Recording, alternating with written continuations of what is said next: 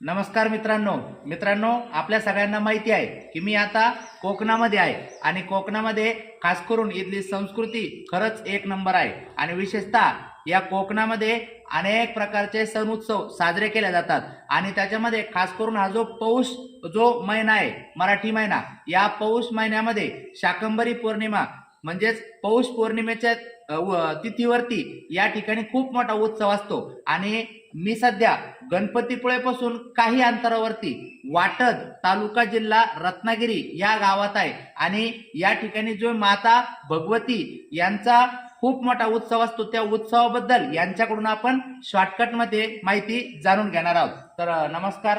एकदा आपलं नाव सांगा पूर्ण. माझं नाव उदय रामाई रहाटे. आज मी इथे परटवणे वाडीमध्ये आमची भगवती मंदिर आहे.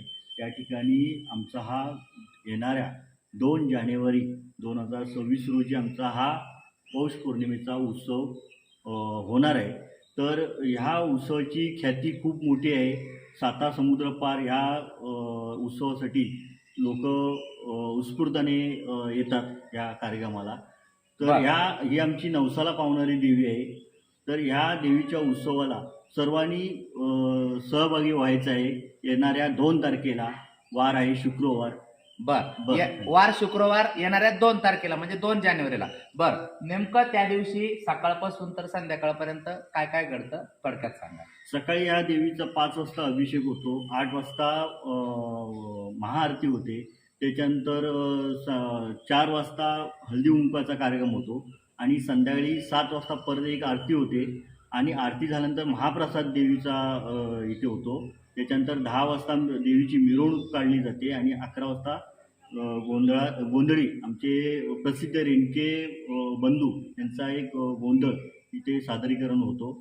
अच्छा, म्हणजे सकाळपासून तर दिवसभर तर दुसऱ्या दिवशी सकाळपर्यंत असा तब्बल 24 तासाचा जवळपास या ठिकाणी मोठा उत्सव असतो. तर या उत्सवाचे सर्व घडामोडी आपण आपल्या युट्यूब चॅनलवरती थेट लाईव्ह दाखवणार आहे. तर निश्चितच सगळ्यांना विनंती आहे की तो उत्सव बघण्यासाठी 100% आपण आपले चॅनल सबस्क्राईब करून घ्या. ज्यांना शक्य असेल त्यांनी लाईव्ह बघा, ज्यांना शक्य असेल तर या उत्सवात सहभागी व्हा, आनंद घ्या आणि माता भगवतीचा आशीर्वाद घ्या. भगवती माते की जय.